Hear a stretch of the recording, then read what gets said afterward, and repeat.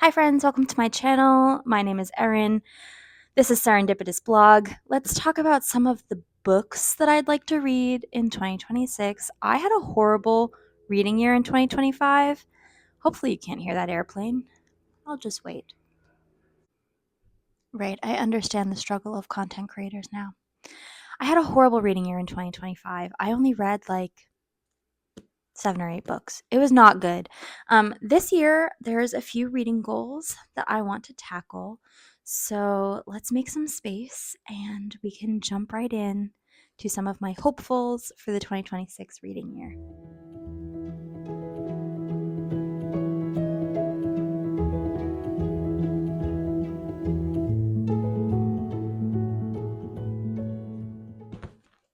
I'm going to start with this stack. If you're a reader, I'm assuming you know that we're talking about the Throne of Glass series. These are the books that I still have left to read in the series. I'm currently on Queen of Shadows. I haven't started it yet. My issue is that I know as soon as I start Queen of Shadows, I'm going to want to binge to the end. And this tandem read with Empire of Storms and Tower of Dawn scares me. And then Kingdom of Ash is also a giant book. I have not read A Court of Thorns and Roses. I am a big fan of like reading in publication order, and I had purchased the first Throne of Glass book around the time that it came out, and I just never read it. A crime, I know. But then when ACOTAR and Throne of Glass kind of got popular again with the rise of Book Talk, I decided to finally read them. And I only made it so far. So I've read 4. And I know that once I get into it, I'm not going to be able to stop. So say something encouraging in the comments. No spoilers, please, but go ahead in the comments, motivate me, get me moving on these, okay? Because look at that's a lot of pages. That's a lot of pages to be reading. So that is honestly my biggest like goal is to get through these because it's been a long time coming. I'm a big fantasy girly, so I'm actually surprised there's not more fantasy in this pile, but this is another kind of dark creepy vibey fantasy that I saw last summer and I picked it up and I haven't read it yet. Let me read you the book jacket. What dark secrets lie hidden in the spirit wood? Liska knows that magic is monstrous, and its practitioners are monsters. She has done everything possible to suppress her own magic to disastrous consequences. Desperate to be free of it, Liska flees her small village and delves into the dangerous demon-infested spirit wood to steal a mythical fern flower. If she plucks it, she can use its one wish to banish her powers. Everyone who has sought the fern flower has fallen prey to unknown horrors, so when Liska is caught by the demon warden of the wood called Leszie, I think I'm pronouncing that right, a bargain seems better than death. 1 year of servitude in exchange for the fern flower's wish. Whisked away to Leslie's crumbling manor, Liska soon makes an unsettling discovery. She is not the first person to strike this bargain, and all her predecessors have mysteriously vanished. If Liska wants to survive the year and return home, she must unravel her host's spool of secrets and face the ghosts, figurative and literal, of his past, because something wakes in the woods, something deadly and without mercy, something that frightens even Leslie, and it cannot be defeated unless Liska embraces the monster she's always feared becoming. So that's Where the Dark Stands Still, and it's on my 2026 hopefuls.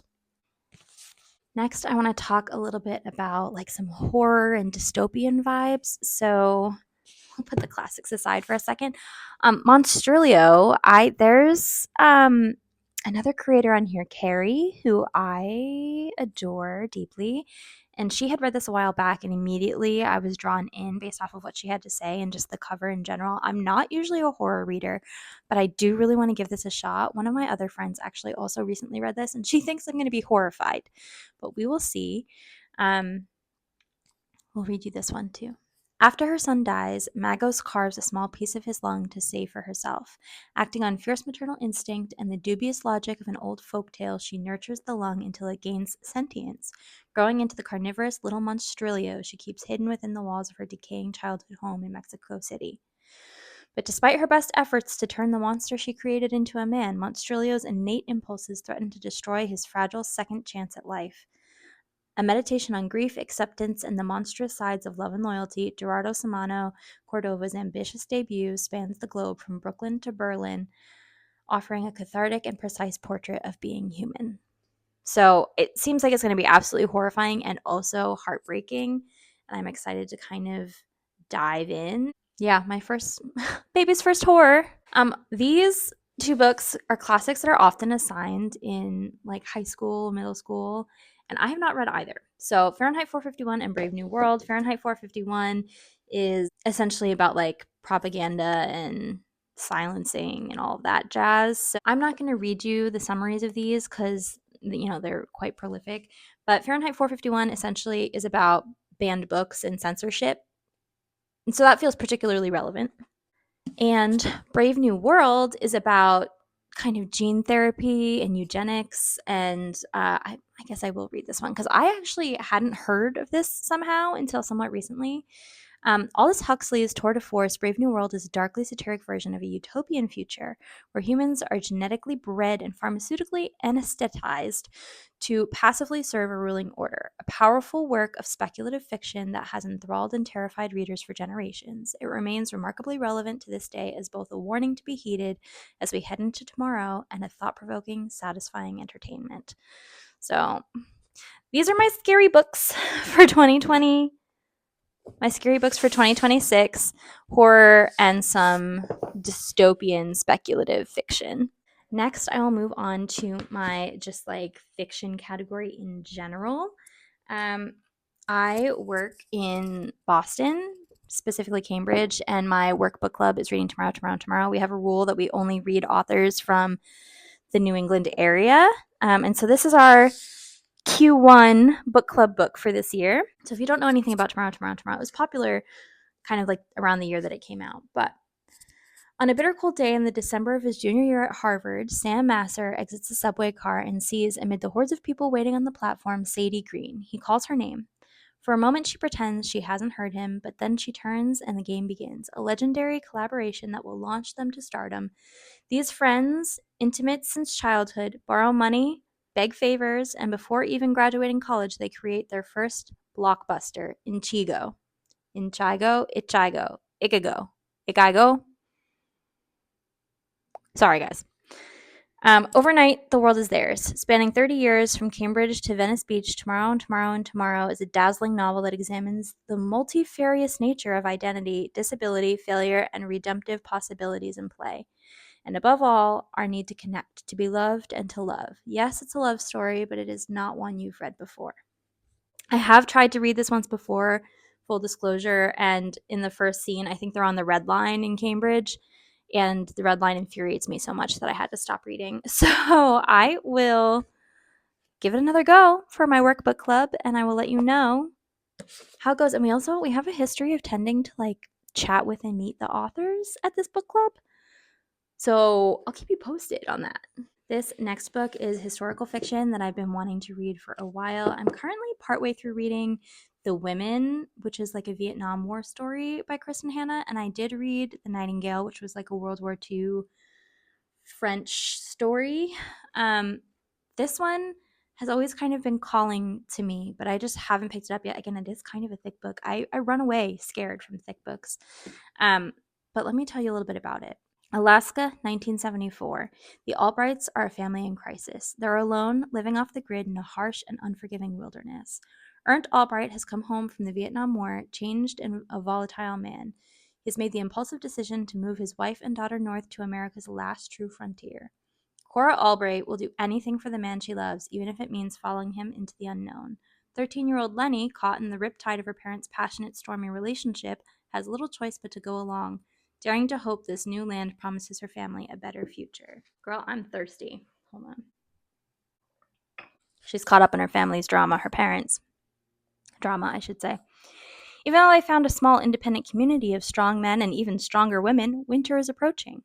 Darkness is descending, and Ernst's fragile mental state is deteriorating. Soon the perils outside pale in comparison to the threats from within. In their small cabin covered in snow, blanketed in 18 hours of night, Lenny and her mother learn the terrible truth. They're on their own in the wild. There is no one to save them but themselves. This sweeping, unforgettable portrait of family frailty and resilience spans the decades in a place of incomparable beauty and danger, where family learns the truth about the wildness that lives in both man and nature. Again, another heartbreaking book. I don't know what it is about me and picking heartbreaking books this year. It's the year to cry, apparently. And then this last fiction piece is Tripping Arcadia by Kit Mayquist. I picked this one up a while ago. The cover really got me. It's just a stunning cover. Let me tell you a little bit about it. A propulsive and atmospheric modern Gothic filled to the brim with the splendor of the Great Gatsby and all the secrets, lies, and darkness that opulence can hide. Med school dropout Lena is desperate for a job, any job, to help her parents, who are approaching bankruptcy after her father was injured and laid off nearly simultaneously.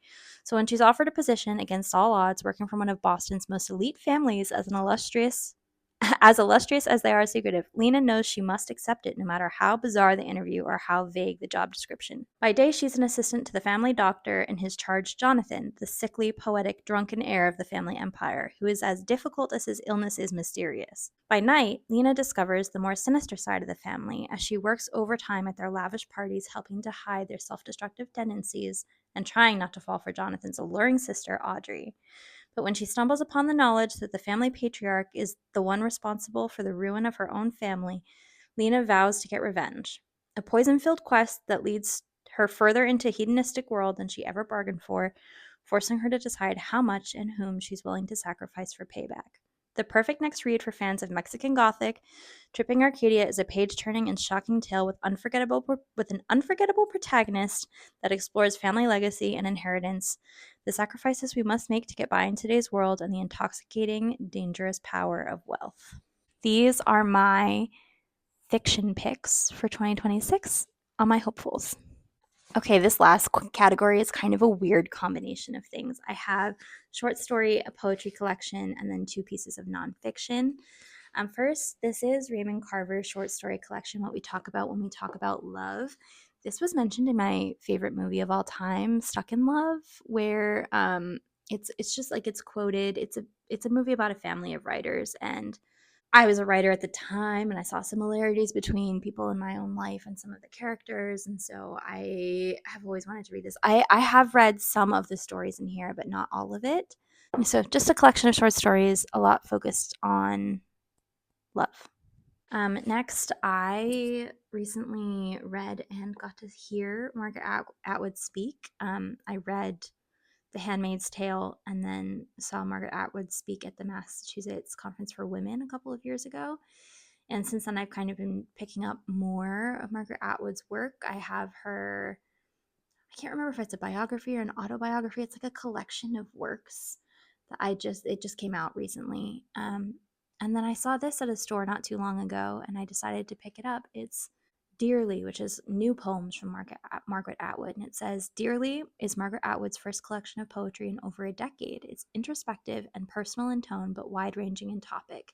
In poem after poem, she casts her unique imagination and unyielding observant eye over the landscape of a life carefully and intuitively lived. While many are familiar with Atwood's fiction, including her groundbreaking and best-selling novels The Handmaid's Tale, The Testaments, and Oryx and Crake, among others, she has from the beginning of her career been one of the most significant contemporary poets. This collection is a stunning achievement that will be appreciated by fans of her novels and poetry readers alike. I've never read any of her poems, so I'm really excited. And I'm on a bit of a poetry kick this year already, so that's a great fit for my 2026. Next, All About Love by Bell Hooks. I've been meaning to read this for quite a while. The word love is most often defined as a noun, yet we would all love better if we used it as a verb, writes Bell Hooks as she comes out fighting and on fire in All About Love. Here at her most provocative and intensely personal, the renowned scholar, cultural critic, and feminist skewers our views of love as romance. In its place, she offers a proactive new ethic for people and a society bereft with lovelessness. I mean, as Bell Hooks uses her incisive mind and razor-sharp pen to explore the question, what is love, her answers strike at both the mind and the heart. In 13 concise chapters, Hooks examines her own search for emotional connection and society's failure to provide a model for learning to love. Raising the cultural paradigm that the ideal love is infused with sex and desire, she provides a new path to love that is sacred, redemptive, and healing for individuals and for the nation. We all need a little more love, right?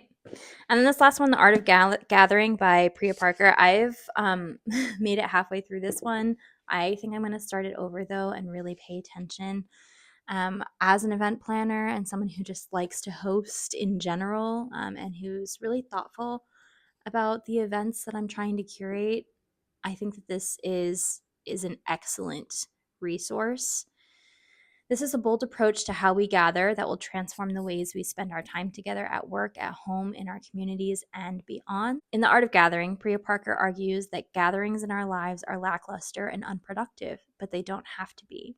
We rely too much on routine and convention when we should focus on distinctiveness and the people involved.